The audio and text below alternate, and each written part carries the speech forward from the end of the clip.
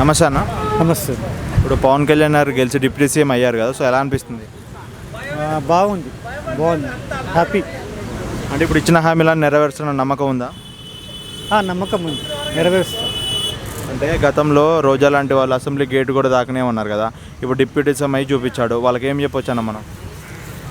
ఇంకా చూపిస్తున్నాం అదే. ఇంకా ఇప్పుడు ఏదైతే నడుస్తుందో ఇండైరెక్ట్ ఇంకా అదే, ఇంకా మాటలతో కాదు, ఇంకా పనులు చేస్తారు కాబట్టి అర్థమైపోతుంది. ఓకే, పవన్ కళ్యాణ్ గారు మూవీస్ చేస్తే బాగుంటుందా, పాలిటిక్స్ చేస్తే బాగుంటుందా, ఏది ఫుల్ ఫ్లెడ్జ్గా చేస్తే బాగుంటుంది అనుకుంటున్నారు మీరు?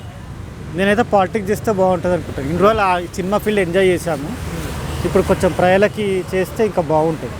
కాకపోతే కొన్ని 4 ప్రాజెక్ట్స్ ఉన్నాయి, అవి కంప్లీట్ చేసుకొని ఇంకా ఆపేస్తే బాగుంటుంది. మొత్తం టోటల్లీ రాజకీయం చేస్తేనే బాగుంటుంది. ఎందుకంటే అంటే కొద్దిగా అన్హ్యాపీ ఫీల్ అవుతాము, బట్ ఏంటంటే ఇంకా మెయిన్ రాజకీయంలో వస్తేనే బాగుంటుంది. అది ఎక్కువ సేవ చేయాలంటే అదే మెయిన్ అని నేను నాకు. అంటే ప్యాకేజర్ అనేవారు కదా గతంలో, వాళ్ళకి ఏం చెప్పొచ్చు ఇప్పుడు? ప్యాకేజ్ అంటే ఇంకా అంత వేస్ట్, వాళ్ళు వాళ్ళు అంటుంటారు, పట్టించుకోవద్దు పెద్దగా.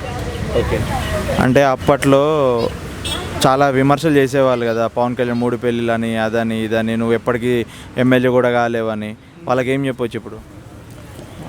ఏమంటే ఆల్రెడీ పవన్ కళ్యాణ్ చెప్పారు చాలా ఇంటర్వ్యూలలో.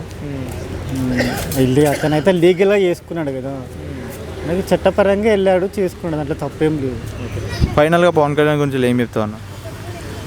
పవన్ కళ్యాణ్ పరిపాలన బాగుంటుంది. ఫ్యూచర్లో చంద్రబాబు తర్వాత నెక్స్ట్ సీఎం అతనే ఇంకా.